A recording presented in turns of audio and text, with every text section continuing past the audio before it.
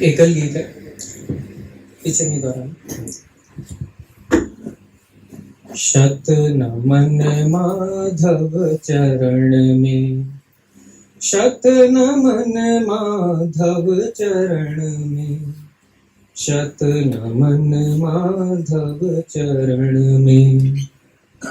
आपकी पीयूष वाणी शब्द को भी धन्य करती, आपकी आत्मीयता थी जो युगल नयनों से बरसती, और वह निश्चल हंसी जो गूंज उठती थी गगन में। शत नमन माधव चरण में, शत नमन माधव चरण में, शत नमन माधव चरण में।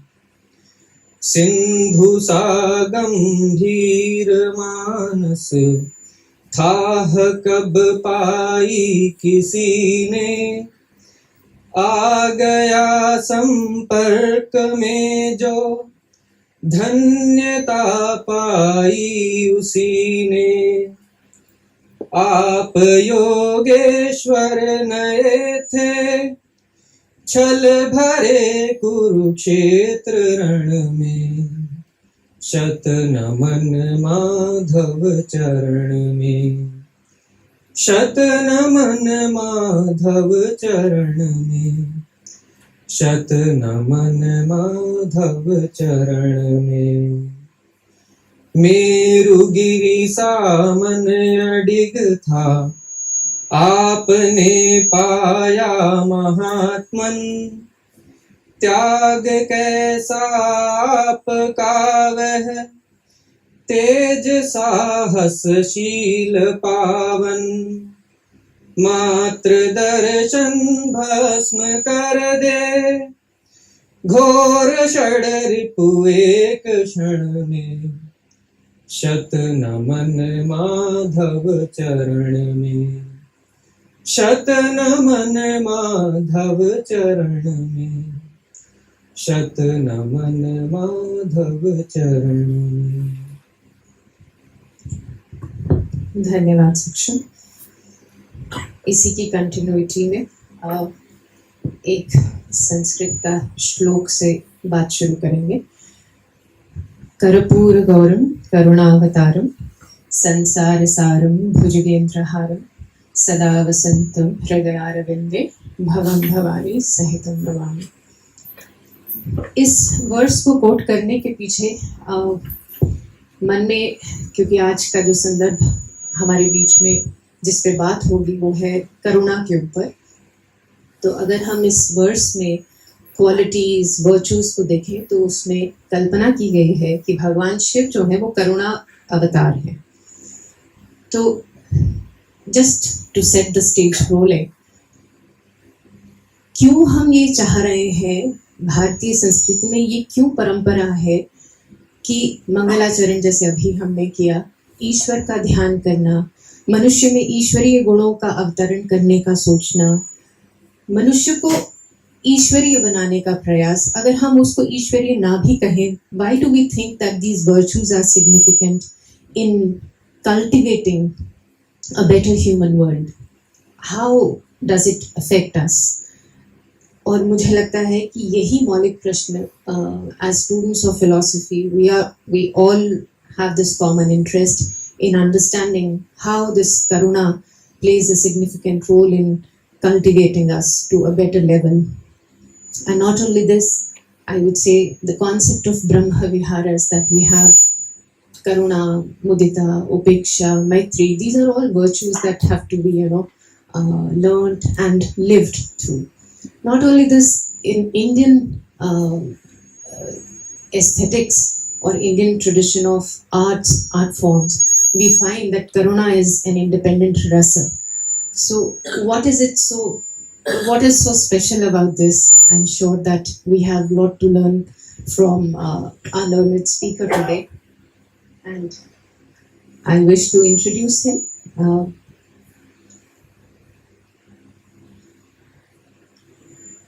आदरणीय गेशे दौरजी दामदुल जी का वर्तमान में परम पावन दलाई लामा जी के सांस्कृतिक केंद्र तिब्बत हाउस नई दिल्ली में निर्देशक हैं।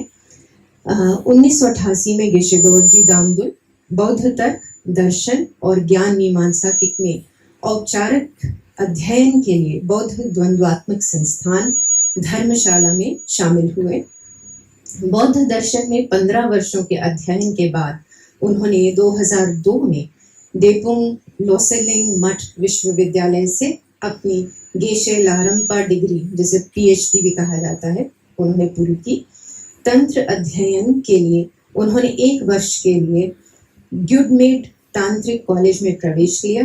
2003 में परम पावन दलाई लामा के कार्यालय ने उन्हें प्रवीणता अंग्रेजी अध्ययन के लिए कैम्ब्रिज विश्वविद्यालय में इंग्लैंड भेजा। वह कैम्ब्रिज विश्वविद्यालय के गिरटन कॉलेज में विजिटिंग फेलो भी रहे। उन्होंने 2005 से परम पावन दलाई लामा जी के आधिकारिक अनुवादक के रूप में उन्हें नियुक्त किया गया। वे कई वर्षों से परम पावन दलाई लामा जी के लिए दुभाषिया के रूप में काम कर रहे हैं और साथ ही तिब्बती से अंग्रेजी में कई ग्रंथों के लिखित अनुवाद करने में भी शामिल हैं। और मंच पर हमारे साथ श्री सुमित जी हैं, जो चंडीगढ़ के महानगर में संघ के प्रचारक भी हैं। I welcome you, sir. It's an honor to have you on this campus, and it's a very pleasant, delightful duty that to introduce many of the students from Ladakh, those who are followers and disciples of Buddhism. So I welcome you, and if you are comfortable while sitting, you wish to deliver, that will be all right with us. Thank you.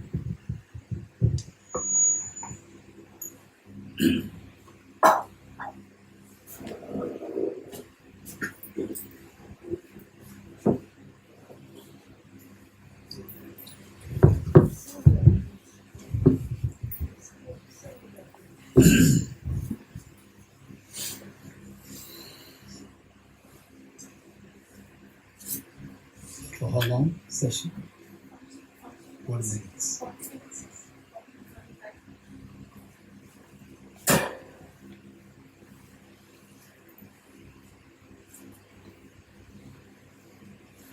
At the moment it's 4:44 till 5. Yeah, we have 10 minutes for discussion. Yes, in fact I have to put question answers. Yes. Yeah.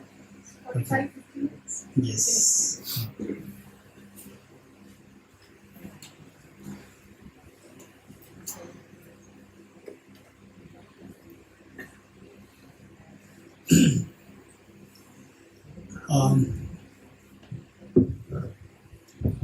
It's a great joy for me to be here, and for what reason I'm not too sure. It seems like this place is very familiar to my eyes. I last visited Punjab University, I think about like 5 or 6 years ago, and yes, we did a talk, and this place seems so so familiar.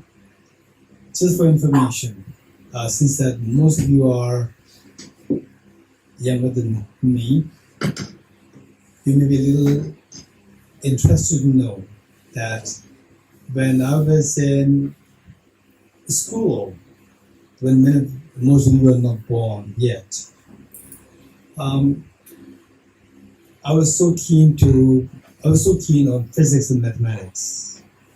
And then my dream was to do physics honors from Punjab University. And don't ask me why you become a monk now. Okay. So having said this, yes, I did my CBSE class 12 science from the Dharamsala Tibetan Children's Village School, and it was my dream to join Punjab University Physics Honors, and one of my senior one of my seniors. He joined biology honors in Punjab University, and he was one of the role models for me.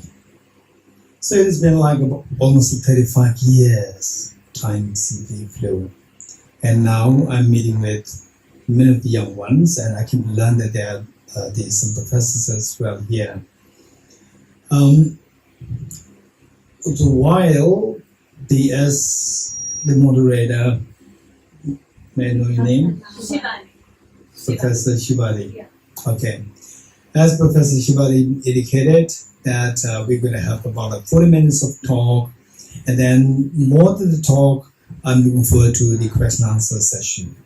Like to answer your questions, and you can ask me any question. What made you become a monk? And so for any questions, like correlations between quantum mechanics and Buddhist philosophy, or say the neuroscience and the psychology, Buddhist psychology, it doesn't mean that I have all the answers. Keep this in mind. But the questions are very important. The questions should not be stopped. And one thing that I'm very positive is that that all the conversations must be very objective in nature. There should be no room left for blind faith. It should be very objective. And any questions can be raised. So this is how I like to begin with.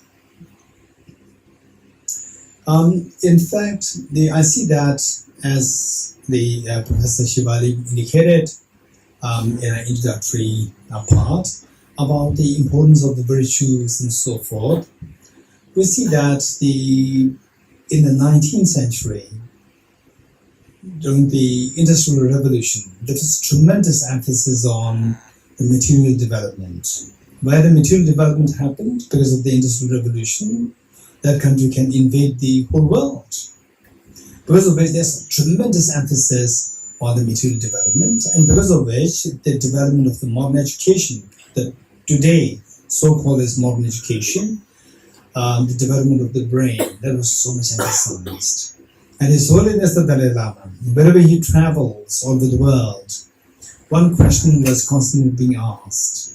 The question is that where are we going wrong? Where are we going wrong? And the question was asked by experts, the educationists. I see that many of you are educationists. Questions were being asked, where are we going wrong? Educationists, the social workers, medical experts, they all come up with the one question, where are we going wrong? We put so much emphasis on the modern education, physics and biology, neuroscience and so forth, and yes, science and technology, expecting that the world will be a more harmonious world, prosperous world. But on the contrary, the world is going downturn. Where are we going wrong? And His Holiness the Dalai Lama, without any doubt, without any second thought, he would say that it is because of the shortcomings, the limitations of our modern education system. And the modern education system today that we inherit is all what we inherited from Britishers and Americans.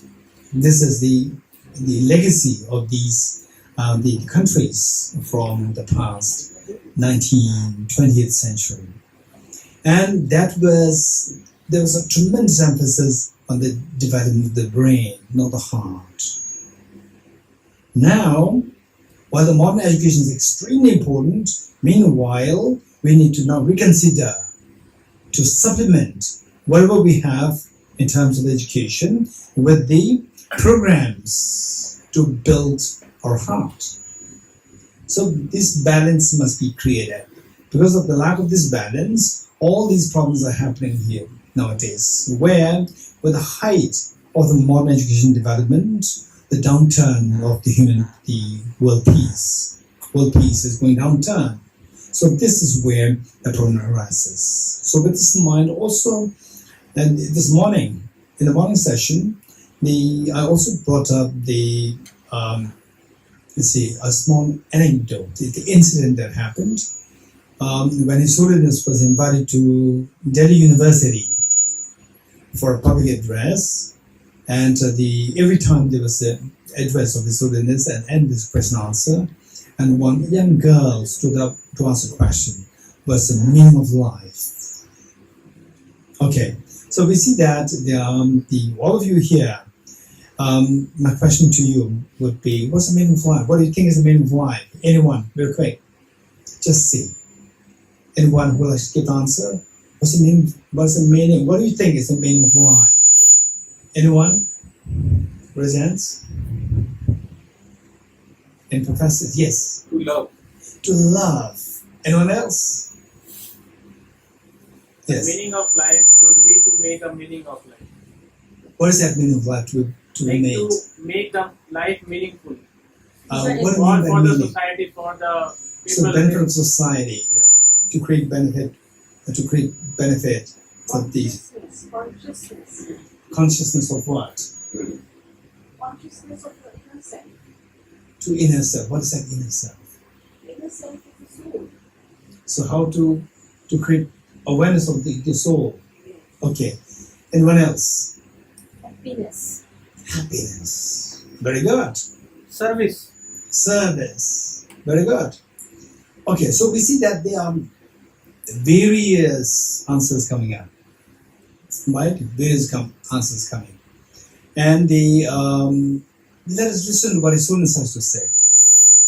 His Holiness, without second thought, His Holiness said that we live on hope. How many of you live on hope? Every morning you get up, I hope the day is a bright one, a better day today. Presents?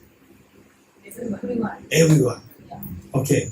We live in hope, and we hope for happiness. Happiness doesn't mean the physical, say, the pleasure. There's a greater meaning in happiness. But some people confine the word happiness to physical pleasure. So when this is what happens, and people say, no, we are not seeking happiness. We are seeking fulfillment. We are seeking ease. It's a matter of the usage of the word. So with this in mind, while we seek happiness, deeper sense of happiness, the question is, can we attain that? And by the way, before I go further, my question to you is, what degree of happiness do you want? 10%? 20%? 40%? 80%? 90%? 100%? Anyone? Quick. Say time. 100%. And I'm sure there are some of you who would say that, not necessarily 100%. 10% left we leave to appreciate the remaining 90%.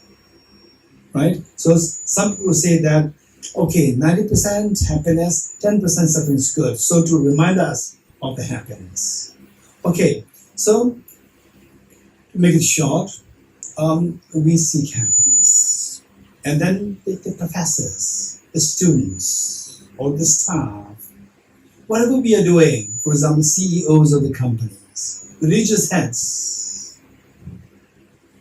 or environmentalists, educationists, medical doctors, everybody is deep inside, they have two aspirations. For example, with COVID-19, with the outbreak of COVID-19, we all want to run away from COVID-19. How many of you have the feeling of the uncertainty at the time of COVID-19 recent? Particularly the beginning of 2020, right? When the COVID-19 was just at the peak. And then it's so like it's not really neighbor in your community. If you identify one house where there was a COVID patient, you just don't dare to even go there. And suddenly, within a span of 2 months, you see that your neighbor is infected with COVID-19, and then they want to run now. Feeling of uncertainty came. This was a huge problem. Okay. So from this what we see is that number one is that we all want to shun. We all shun miseries. Do you agree? Good. Then number two, this is one reality. Number two is that the happiness that we seek, for the joy that we seek, is it just like joy related to one person, 2 persons, 3 persons, or whole community, and so forth? If possible, whole community. expansive joy. This is what we are all seeking, right? Happiness also. We shun miseries, and we want to embrace happiness to the maximum. So this is the commonality among all the across the board of humanity, across the board of the sentient beings. How many agree with me?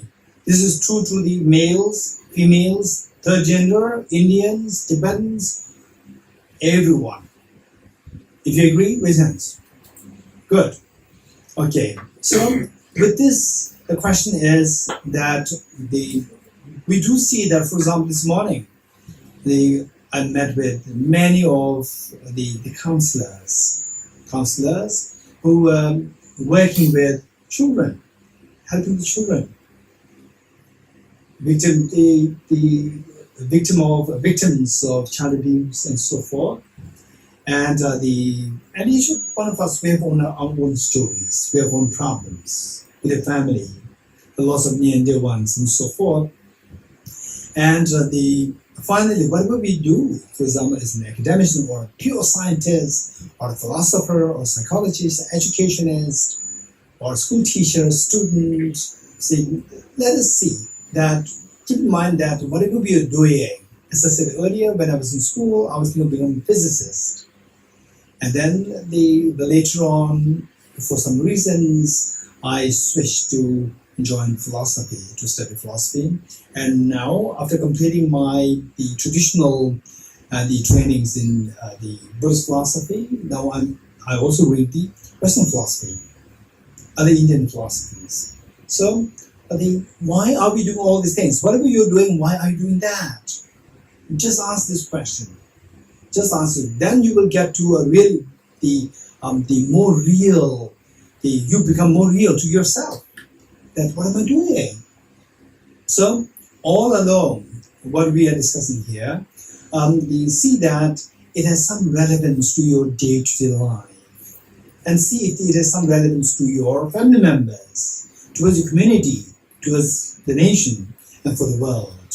So with this in mind, what is real happiness? And the real source of happiness.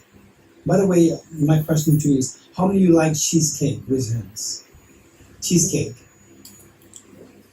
Okay, not much. That's strange. Usually, I see that with cheesecake, everybody smiles. Lattu. Halwa, okay. Halwa, raise hands. Yes, halwa. We have not tasted that. Okay, halwa, raise hands. Here, halwa. Okay. And butter paranta. Right? Yes. Okay, let's say that. Okay, this is very important. This is not just like the small conversation. Really important. Really very important point. Say the first bite of halwa and the first bite of the halwa and the 50th bite, which is more delicious? First one. Keep the first one last. And the 50th one, what happens? You feel like puking, right? And then when you feel like puking, you eat the first one. Is it delicious or not? Tell me. No, it's the same. So the point is that from this, what I'm saying is that the happiness that we are seeking is not the halwa there. It's not the paratha, right? The source is somewhere. Don't say that this is divine from there. I'm talking empirical reality. I'm talking the empirical. I'm not talking the divine esoteric, right? It's not that I don't believe in these things. What I'm saying is that this is an academic institution, and I expect things to be empirical. Something which we can explain empirically to be understood by everyone, whether you believe or non-believer. Even non-believers also have this joy of paratha, enjoying paratha. So this joy is coming from somewhere. There should be a source. So what is the source? We come to know that the source is not the paratha or the halwa or the cheesecake. This is another source there. So this is within, right? Within. What is that within? I'm not going to tell you this is divine, there's something inside there. No. Let's be very objective in our approach. So the point is that from where it is coming, it doesn't matter. It is coming from somewhere. So we have to make it abundant, you have to make it full within you. How to make it full, right? When I say that I want happiness, 100%. When I say this, you are saying that this happiness that is come from somewhere, I should make it full. This is what he's saying, right? It's not about where it is coming from. The thing is that it should be made abundant within you. So, what is the secret of this happiness? So, what we said is that this morning in this morning session, say squeezing a handful of sand, no oil comes out. Squeezing a handful of sunflower seeds, oil does come out. What's the difference? Anyone? The Why? source. Huh? The source. Difference in source. Difference of source. A handful of sand, there's no oil. There's no potential for oil. Whereas with a handful of sunflower seeds, there's a potential for oil. Likewise, each one of us, when we feel the joy, right? Each one of us in our life, I'm sure. So just raise hands if you agree with me that you at least once in your lifetime you had an extremely beautiful moment of, I would say, the incredibly profound joy. At least one time, raise hands. At least one time, very genuine joy and happiness. Okay. In fact, I had that experience once when my flight was landing at Singapore airport. Singapore. That feeling. Somehow when the flight landed, I could feel the incredibly profound joy in the air. And it's not because Singapore is beautiful. No, not because of that. It's because that people are there who trust me so much and who are waiting to see me. So when I can anticipate that, this joy is so profound. And one time I asked the same question to a group of people when I was giving teaching, and one gentleman gave the answer that the one moment which is most beautiful in his life was when he touched the hand of the one-day-old daughter. When he was saying this, literally he was into tears. So look, so this joy is all coming out of this. Okay, tell me, this gentleman, what made him to run into tears, to even to speak of this, that to touch the hand of his one-day-old daughter? Anyone? Emotions. Huh? Emotions. Emotion of what? Love. Emotion of love. So the point is that when the affection is felt, accompanying feeling is so beautiful, is very joyous. So the question is that if you want 10% happiness or infinite happiness, and if you want infinite happiness, you need to have infinite love and affection, right? Next question is whether such infinite love and affection is possible. These are all the questions, and in this connection, then people have their own personal issues with their family members. You know, the one person being extremely rude, cruel to another person, and so forth. These problems are there. So you may have questions. I would be very happy to entertain your questions. That okay, under such situation, how can I think about the infinite compassion, infinite love? How can I cultivate this? Given that this is a situation where somebody is being so nasty towards me, all these things should be addressed. So with this in mind, at least in principle, what I've learned is that if you can expand your compassion, your happiness expands. In principle is what I've learned, right? And then the question is, what about the practical side? Okay. Next question is, can we cultivate this unconditional love towards all? Can we cultivate this unconditional love towards the infinite beings, including the rude, cruel person? What do you think? What do you think? Anyone? Yes. Okay, just say, those who say, no, this is not really possible. Practically speaking, not possible. Raise hands.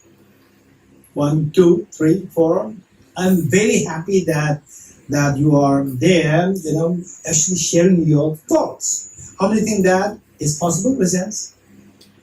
Okay. If you tell me, okay, those who said yes, it's possible. My next question to you is, how can you make it happen? Quick, anyone? How can you make it happen? Yes. You accept the person as that person is. Okay, you accept that person. As that person is. Yes, and You have patience with that person, that slowly that person will realize where he or she is going wrong. okay. So the point is that to change the person is a different story. You cultivating love and affection is a different story. Accept that person. So some people, okay, look, this is a very important point. Some people, they tell me that yes, when I listen to you is acceptable, but in reality, I want to accept the pain of the others. I want to accept the other person, but somehow inside my mind says no, I cannot. Enough is enough. Right? So how can you make it happen? This is the question. So to have unconditional love to us all, to say this is very easy, but the question is how? How? This is very complicated. You getting it? Okay, those who say that yes, we can cultivate unconditional love towards all infinite beings. So the question is how? How could you do this? Did you succeed in your life? This question. Not just theoretically, but did you if you believe that it's possible, did you succeed it? Did you do it yourself? Did you succeed it? This is the question. This is so important. So therefore, many people into religion, into philosophy, into psychology, and spirituality, into healings. Oftentimes they will say that, oh no, be kind to yourself, be kind to other people. Just ignore. It's very easy. But how? I cannot do that. How? This is a very serious question. So for this, I'd like to quickly share with you the point is that what is this? What's the opposite of compassion? Right? What's the opposite of compassion? Hatred, disliking others, anger, aversion. When these thoughts come to your mind, how does your mind behave? You're getting it? Do you have any experience of that? Anger? Anyone? You have no experience?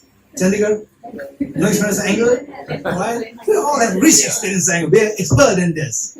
We're expert. So do you agree with me? When the anger is at its peak, even the heart palpitation changes. Yes. Breathing changes. You agree? Look, this is a part of the anger. Right? So the mental phenomena has the power to change your physiology.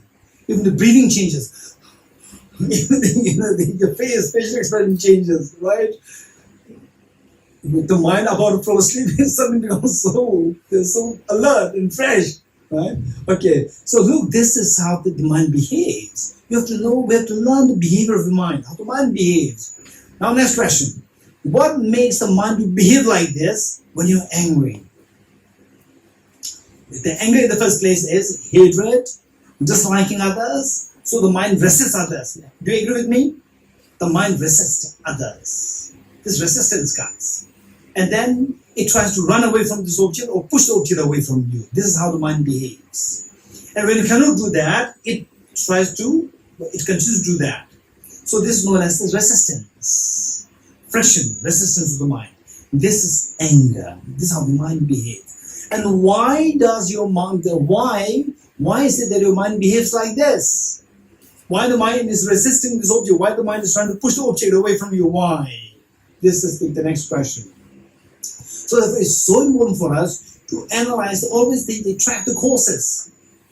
What causes this? The A, you check the B as a cause. What causes B? Check C. So this is how we have to track the right cause. Don't just be too naive to say that, oh, Uparwala will do something for us. Uparwala, right? Because many people, some people, they have a deep belief in this, Uparwala, right? And then they actually do that. But many of us, when we want to excuse, we say Uparwala, right? And when you want to actually get a benefit, you fool others. We engage in all these things, all bad things. But then finally, when we can't do anything, and then we say Uparwala, right? So one time, what happened was that it was in Singapore. There was one girl who was the who had a little the conflict with her father, and her father was a staunch Christian. And I don't mean the Christians. You are getting it? I mean this father, not the Christians. And this father, because that this girl, she is not believing in Christianity. And father, staunch Christian, wants the daughter to be Christian. And I told the girl that I'd like to meet your father, so that the rift between the father and the daughter is lessened, and then they'll be more happy at home. And the girl said, no, my father will not meet you. Right? He's a staunch Christian, and he will not meet a Buddhist monk. I said, don't worry, your job is to inform, give the message to your father. And your father's job is to say no. Your job is to give the message. And then she said yes. Then gave the message to the father and came back with the answer saying no. I said, okay. Next year when I was in Singapore, again I told the girl, tell your father I'd like to meet him. She said, she freaked. No. I said, no, your job is to give the message, and your father is to, if somebody is to say no, it's your father, not you. And she went, and she was so amazed, surprised to bring back the message that my father accepted. Because I gave him 1 year to think. 1 year to think. Then we met.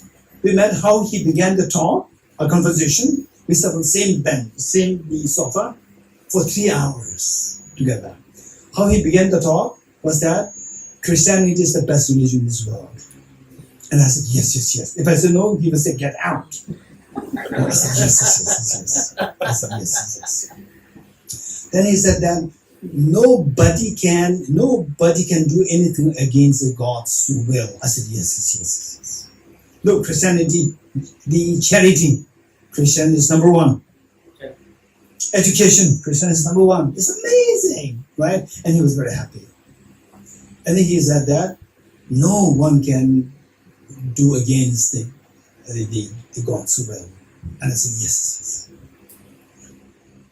Then he said that, and his daughter was not married. She was already in her 30s, not married. And then he became calm, and he thought, okay, now this is a person through which he can convince his daughter to be married. Because then this daughter listens to this man, not anybody else. So he was saying that this girl, she's already coming of age, still not getting married. I said, you are the one who is going against God's will. God doesn't want her to get married, and you are forcing your girl to get married. And he said, but she's my daughter. Look, when it comes to the practical side, they forgot the God. You're getting it? It just, when in conversation, it's just like bring the God. Okay. So the point is that we should be very realistic. Particularly in an academic setting, we should be extremely realistic and practical and objective and empirical. The most important is empirical. So with this, how can we cultivate this love and affection? Universal love and affection. This is how. Okay, is there anyone, before I give the answer, is anyone resents? How? So because this is a very short session, I cannot go into detail. So before that, yes, over there. Source of in everything is of one. Seeing the oneness of in everything. Okay. So the answer that you gave, did you think about it? And how, to what extent you have succeeded in this cultivating the universal compassion within you? Right? This is the point. Yes, over there. We can start by loving ourselves, because we are not ready to accept our feelings. So I don't think. Okay, let's say you love yourself so much. Then what? Then we can target the next person. Okay, did you succeed in this? Not in the first step. Okay, do you love your parents? Do you love your, but when you were age 3, 4, 5, 6, 7, you love your parents? 16 is a complicated age. Age 2, 3, 4, 5, 6, you love your parents, almost everyone. You see the prospect of being separated from the mother for 1 hour, you will scream. The pain is been with you so much.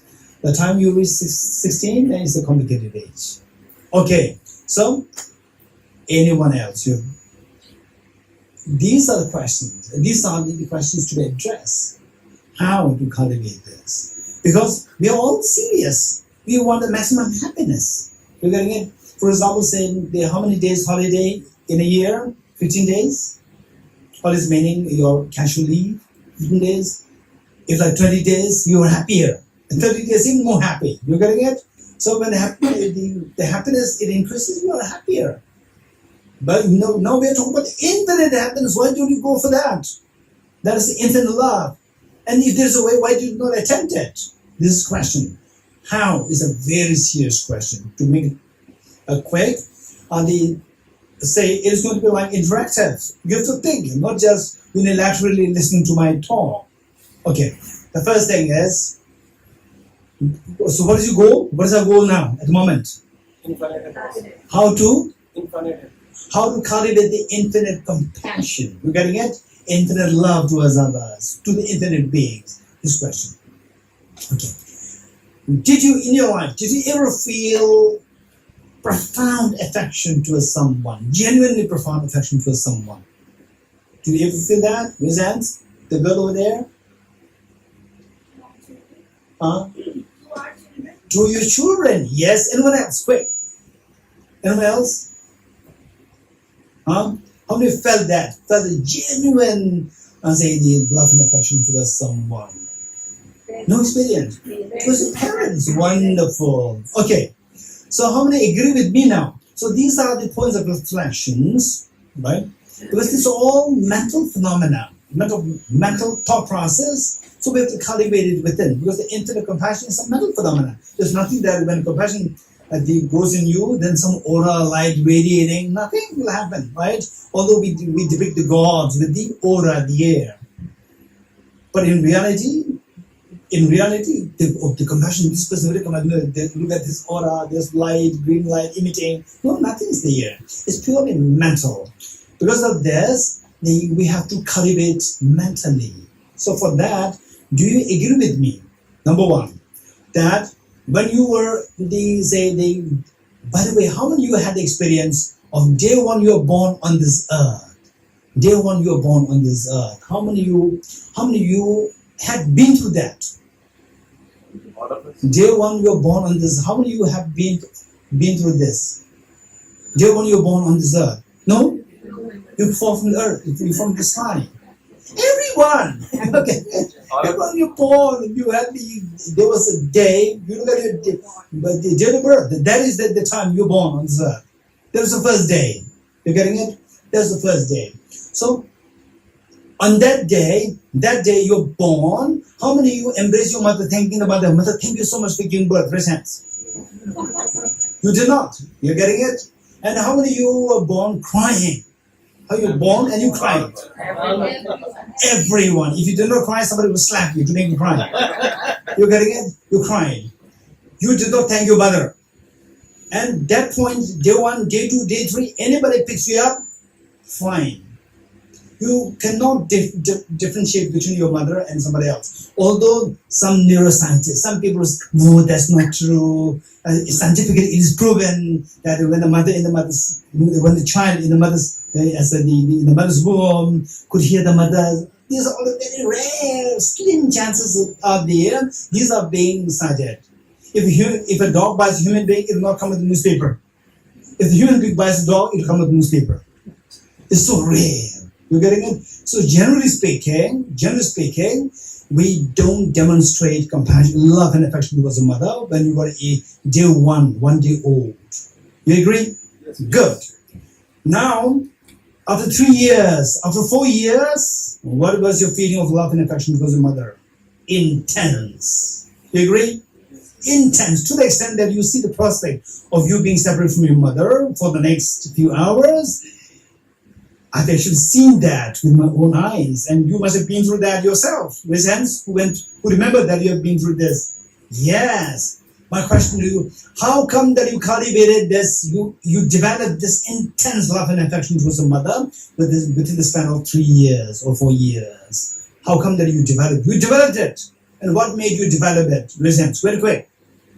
Yes. Because she is the one who provides all our needs. And Exactly. I'm sure everybody will agree with Your name? Amit. Everybody agree with Amit? Raise hands if you agree. Because this is the person who the child identifies that is the one who provides you with all your needs. When you're hungry, right? You cry and the same mother comes and give you food. When you're cold, same mother comes. Wrap you up in warmth. So all your needs are being provided by this. So this love and affection, what is affection? Affection means feeling closeness. You agree? Look at these words. Feeling closeness. Your mind feels close. Your mind feels close to the object of benefit. You getting it? So in this world, you see that your mother is the greatest benefit. Your mother is the greatest benefit. So therefore, your mind moves closest towards that mother. So this is known as I feel closest to my mother. I feel closest to my dad. I feel closest to this, that, and so forth. This is the meaning of feeling of affection. So the mechanism of affection, generally there are two. One is a mother's love towards the child. Number two is the child's love towards the mother. And mother's love towards the child, all of us, we cannot replicate it. Because this is not something, that you have developed it. So whereas the child's love towards the mother, this is something we can mimic. Because the child did not have the love and affection towards the mother, day one. We also don't have this infinite love towards all the beings. We are like the child, day one-day-old child. Now this child, over the span of 3 years, developed its intense love and affection towards the mother. So now we can mimic how the child developed this love and affection by seeing everyone as a source of benefit. Right? How to see the benefit? No, my neighbor is very complicated. Right? It doesn't benefit me at all. It harms me.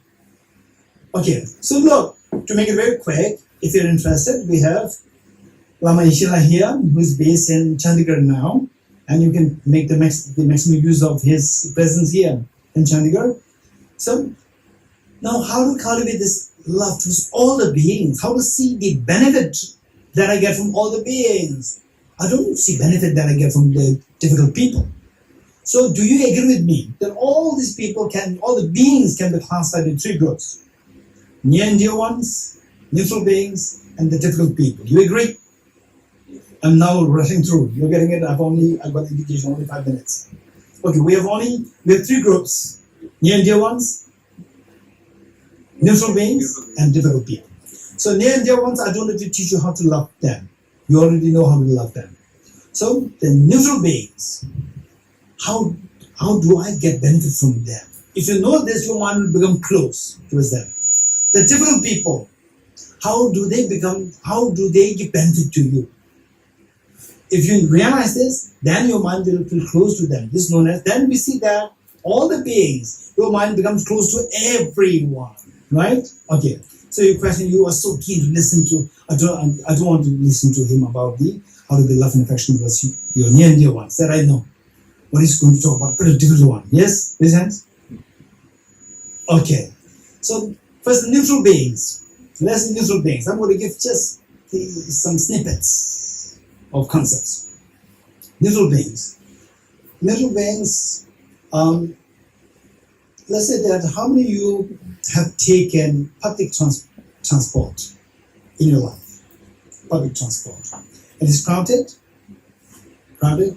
You like it or you don't like it? Not like it. Tolerate. You can tolerate. Right? Which means that better that if the public transport is totally free, no one is there, just by yourself, right? Okay. Look,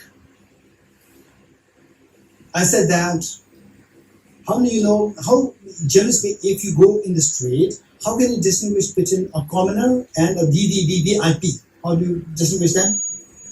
VVVIP? How do you know that somebody is VVVIP?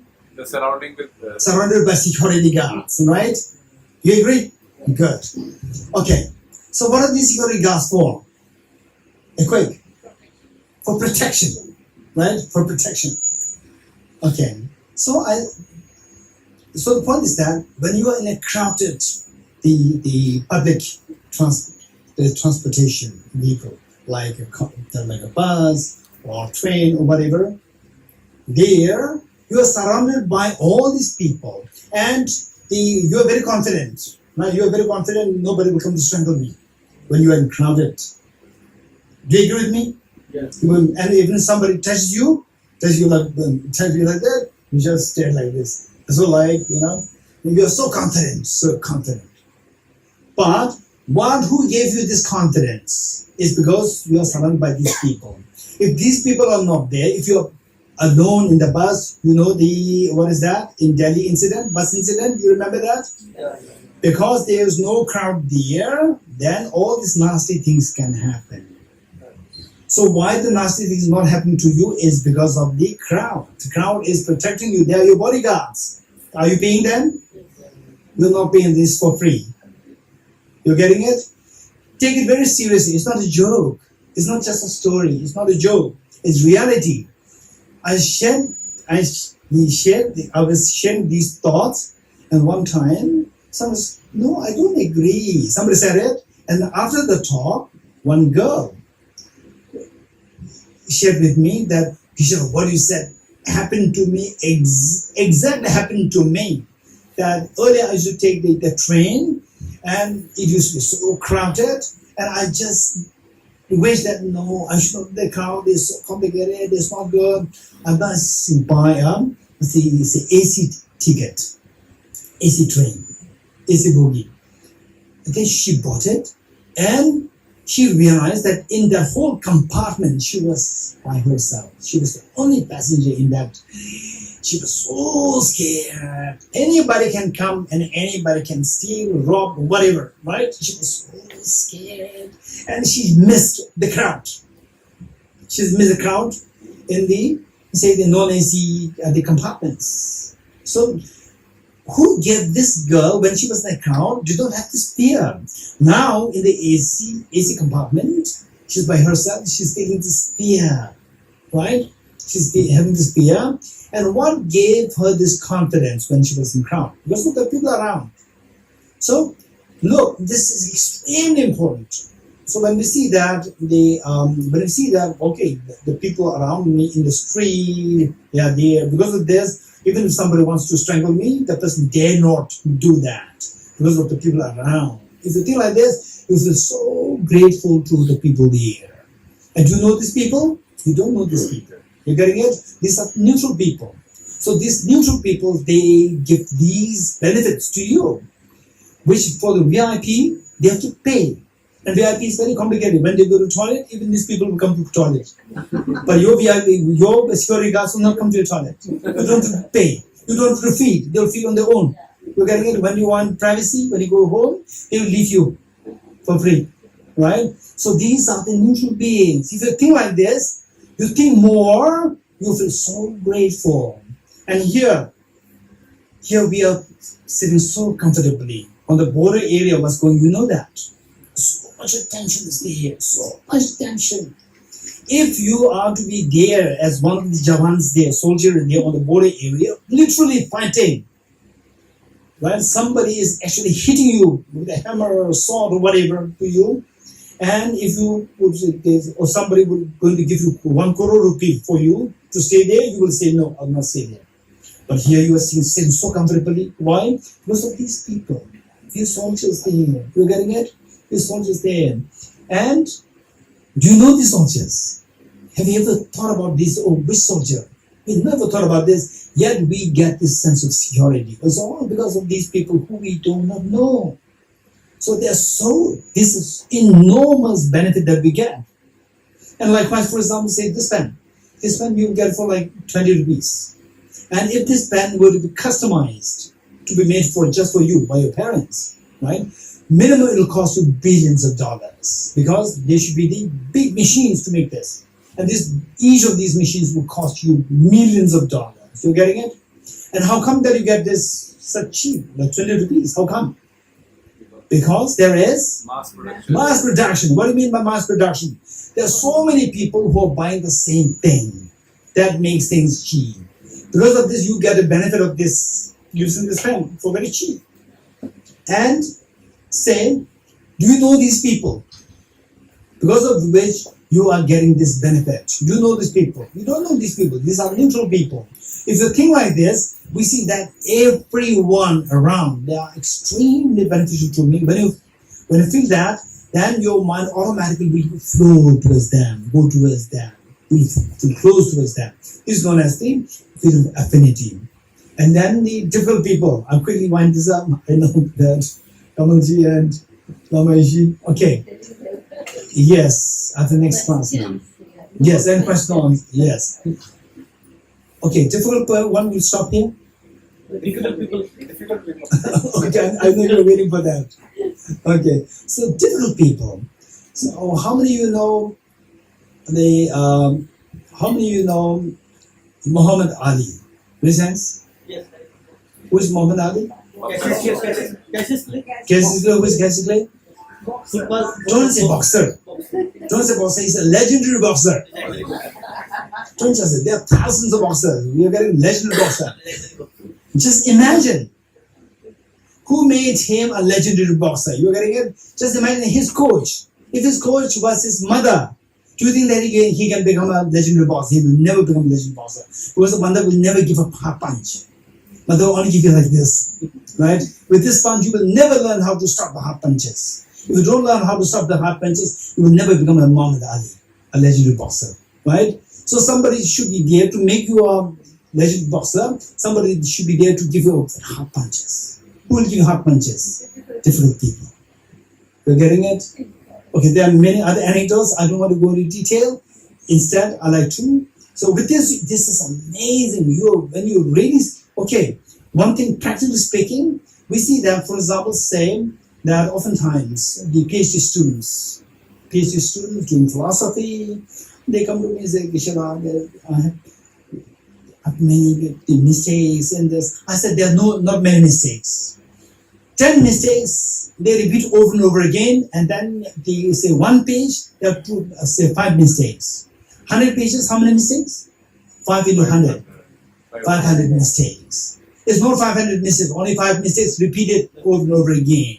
You fix the 5 problems, 5 mistakes, and 500 mistakes will be fixed, right? So therefore, if you learn how to overcome one difficult person, that person, the first person, is the one who teaches you how to overcome the hundreds of thousands of your complications in the future. This is so precious a teacher. You're getting it? Okay, I don't want to go into more detail. When you feel that, you think about it. Think about it. If you don't think about it, if you just leave it there on the intellectual level, nothing will change within you. Your compassion will not grow. When your compassion doesn't grow, your happiness will never grow. Finally, what do you want? You want happiness. And the happiness that you get out of this expansive compassion, this happiness, if you can get it by a pill, taking a pill, and this pill costs you like billions of dollars, the billionaires will be very happy to buy this pill. And unfortunately, you cannot buy this pill anywhere. This pill will never come about. It can only come about through cultivation, through your own cultivation, through constantly reflecting on these points. This is known as meditation. If you do that, then you feel the benefit that you get from the near and dear ones, neutral beings, and difficult people. The more you see the benefit, your mind will flow. And the greatest of the benefit is the one who will teach you how to face the challenges of life. And who's that? The difficult person. Your mind will flow towards difficult people in the most intense way. Now you see that everybody is your near and dear ones. Because everybody, your mind flows towards everybody. You love everybody. So there's no enemies anymore now. You're getting it? This is known as unconditional love. With this, you get the unconditional happiness. You're happy. Wherever you go, is a family for you. Thank you.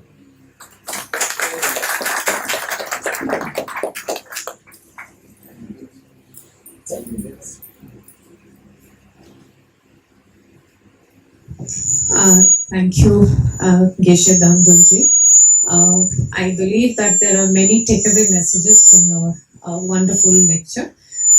If there are questions, comments, observations from the audience, we'll appreciate. Any questions? In the meanwhile, sir, I have. All right, please go ahead. आपने जैसे कहा है कि भाई प्यार करिए सबसे, दुर्योधन था या कंस था और अभी हिटलर गया, तो ये डिफिकल्ट पीपल्स थे, इनके साथ क्या प्यार किया जा सकता है? Indians say that how about Hitler and the Europeans who are negative in their character, can we handle them? Okay, this is a very good question. Thank you. In fact, it is said that if you have learned the biography of the Buddha Shakyamuni, Prince Siddhartha, he had a cousin, Devadatta. And it is said that Devadatta appeared to be extremely nasty person. It is said that the glory of the Buddha Shakyamuni or the Prince Siddhartha happened because of Devadatta. Devadatta was constantly challenging Prince Siddhartha, and Prince Siddhartha could likewise challenge him and actually overshadow him. Because of this, people see the greatness of Siddhartha even more. Likewise, it is high time for us to learn how to overshadow these people, the nasty people like Hitler and so forth, who committed such a crime over the humanity. So we have to learn skills. So these people, they taught us, in a way they taught us that we should not become one like them. But anytime these such people can come in the future. So how to keep a check on them? So we have to prepare. So this preparation, if you don't pay heed to these, if you don't learn from the past, it is our mistake. Whereas the past has already given us the information that these things can potentially happen in the future. So we are talking a lot about disarmament because of the experience of the First World War and Second World War. If this would never happen, people would not really talk about the disarmament. So these allow us the possibility to grow beyond, to be more mature, to be more civilized. Thank you. Any other question? Yes. I have an observation to make. I think it's basically the cosmic energy which percolates down to make the concepts like compassion. Essentially, it is a moral force. Compassion, which is more like a restraining force, and equanimity, which is more like an overall sort of balancing sort of a force. So I think it's all that we are actually like receiving from above. That's Okay. So let's say that if there is the energy of compassion, energy of enmity, so there's something coming from the receiving, then we become very passive. There's no need of teaching the what we call as the emotional balance. There's no need for the medical sciences. There's no need for the psychology. You're getting it? So I'm only like referring to the moral ones like equanimity, compassion. I'm like only like referring to. okay, so these come from the top, and what about the bad things? Bad things come from top or bottom? I don't know, maybe they're just made. Okay, so basically the reality is a mother, don't wait for the compassion come from the top. Be compassionate yourself. Teach compassion, right? And from the top, teach it. God helps those who help themselves. Don't forget it. You're getting, if there's a top-down flow, it will flow when you are ready.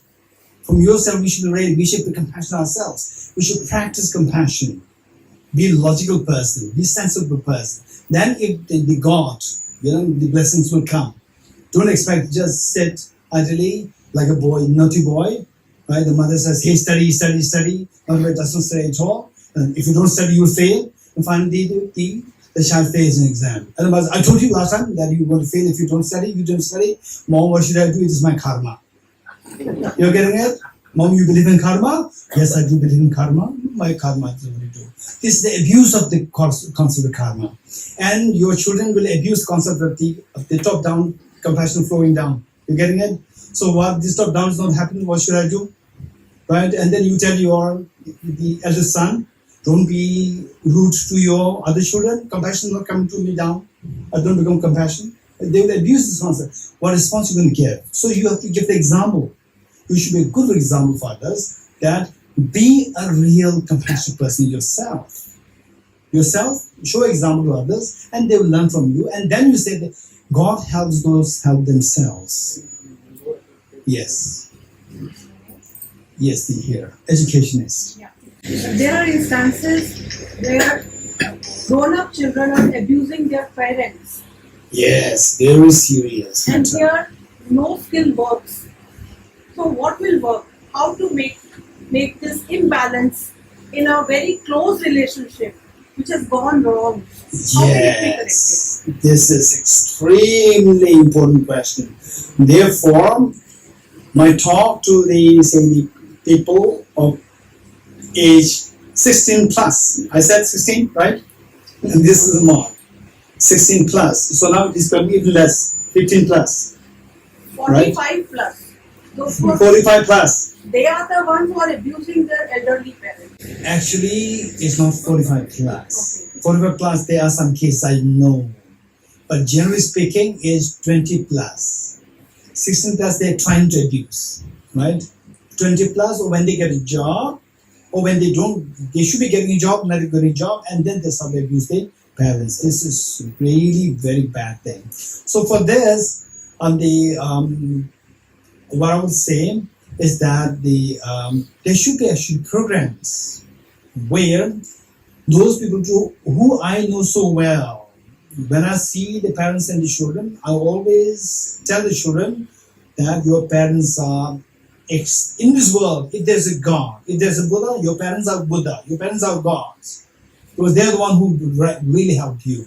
Don't forget their kindness. I always tell them, because parents cannot tell the children, you should be feeling grateful to me, I'm being nice to you, you should see me as a God. We cannot say like this. So third person should share this. And then it is a responsibility of the parents. If you are really mature in your thinking, evolved in thinking, it's fine. If not, you must somehow handle the children or introduce your children to mature people. Third person, mature people who can actually manage children so well that they can advise the children so effectively, because they are not the children's parents. So they can tell that you have to obey your parents so well. This is my main job pertaining to these young children, is about how to take care of your children, how to take care of your parents. Parents take care of the children. This is, you don't really have to worry. The only thing is that parents may pamper the children overly. That can be a complication. Otherwise, they will not be rude to the children, generally speaking, but there are exceptions. But the children abusing their parents, this can be more in number. So this is a very serious matter, and I would say that you must, they say, if you are very evolved, that's very good. If not, you have to somehow look for, say, the very mature, sensible, respectable elders who you can trust, and then introduce your children to them to be counseled. This is so honor friendly, not as you pay the counselor and then counsels. That's very different. It should be more like the family friends. This is very important. Yeah, this is a major concern that I focus on. Very close question to what Professor Lalita mentioned. What about the marital relationships which are breaking down, like husband and wife conflicts and the divorce rate going? So here, instead of compatibility increasing and closeness increasing, the relationships are breaking down. Yes. So how to, and I'm not really a marriage counselor. By the way, yes, exactly, there's a conflict there. By the way, this is what Charles Darwin said. Charles Darwin said, we inherited animal instincts, unfortunately. We inherit the animal instincts. This is what Charles Darwin said. So, because our ancestors, they were animals, right? So, 4 billion years ago, the first ancestor was a unicellular organism. That was an ancestor. And then gradually, then the fish, and gradually the animals, 4-legged animals, right? And how they behave, right? Oh, your relationship is breaking up. No, there's no such issue there. It's just instinctual behavior. So we have inherited these instincts. This is extremely sad. And when we're in the grip of these instincts, then you can behave like a beast. And all these relationships break up very easily. So therefore, the point is that so this is why we need Lama Ishi here, and we need Kamal here, right, in Chandigarh, to counsel, right? If there's issue coming from the man, so the lady should be skillful enough to somehow connect the whole family to the good teachers. And if it is the issue of the girl, then men should take the whole family to the. So finally, cognitive transformation is required. Cognitive transformation is required if you either we behave cognitively or we behave in an instinctive way. Instinctive behavior is an animal instinct. An animal instinct, there's no shame, nothing. It behaves like this, and then all these breakups happen. Whereas cognitively to become more aware of these realities, then say even the concept of God, concept of Buddha, concept of karma, and if somebody is non-believer, it doesn't matter. Even in this life, you see that your reputation will go down because of this demonstrating your animal instincts. So these are things that we need to discuss on. Yeah. I think the answer to both the questions is lack of universal human values. Exactly. Inculcated into those. Wonderful. Thank you so much. From childhood to adulthood. Perfect. In fact, what I would say is that thank you so much. This is a great reminder for us. Is that His Holiness the Dalai Lama, when this question was asked, His Holiness responded, is that because of the lack of the education program developed to education program meant to develop your heart, that is missing, right? So for this, His Holiness not only taught, but His Holiness also put his vision into a mission. Today, what is known as C-learning, social, emotional, ethical learning. This is what His Holiness emphasized so much on, that more than talking about Tibetan, more than talking about Buddhism, he talks about the C-learning, social, emotional, ethical learning, and being introduced in the various schools, universities, institutions all over the world. It has been very successfully happening now, and if you're interested, particularly the educationists here, and I would highly, and also teachers trainers here, the director of the teachers trainer, technical teachers trainer here, I would highly recommend that you Google search C-learning. All the programs are given for free. Materials are for free. You can download the materials for free, and then if you are like an institution or group, or say the group of teachers or institutions, then you can actually communicate with the head office in Emory University in America, head office, and they also say they send trainers to train the teachers to inculcate this quality of the universal values within yourself, within your children, within the students. Yes, this is what is lacking. Very. Yes. Just endorsing your views, what you just said, and the previous professor, he also mentioned the human values. Yes, now the present government is doing a lot of things to improve these things, like human values. But what I feel is teachers, when they are appointed in the universities or in the colleges or in the universities, what we look at is only their academic data. Sure. Okay, they are gold medalists, they are population competencies.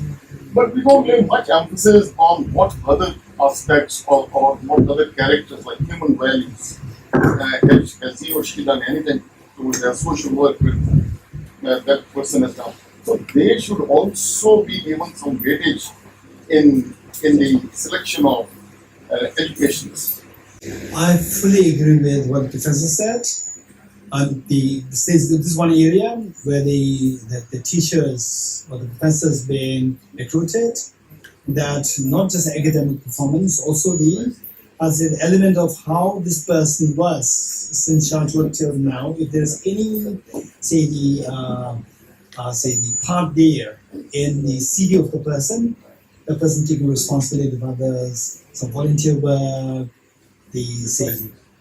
so these things should not be neglected. This is one thing. And number two is, who is to teach this social, emotional, ethical learning towards other people? Who are these people? So for example, I say, don't shout in this hall. I'm shouting. Right? If this is how you teach, nobody will listen to you. Right? So, walk the talk. Right? So who teaches that? Should be someone who walks the talk. Yeah. Sir, we have. I think you have another meeting. Actually, Geshe has an online class. Yeah. So we are just closing up. We are just winding up. Thank you so much for taking out time to be here with us. And of course, I'm very sure that two messages can certainly be taken back. One, value and respect difficult persons in your life. Keep them close. And of course, don't use God whenever, as and when you need it. Keep it for the rainy day, I would say. And with this, we are very thankful for coming here. We have after this, after the Shanti Mantra, we have a small gathering for tea. I invite Sakshan to just present us with the Shanti Mantra. And it will be a closing ceremony.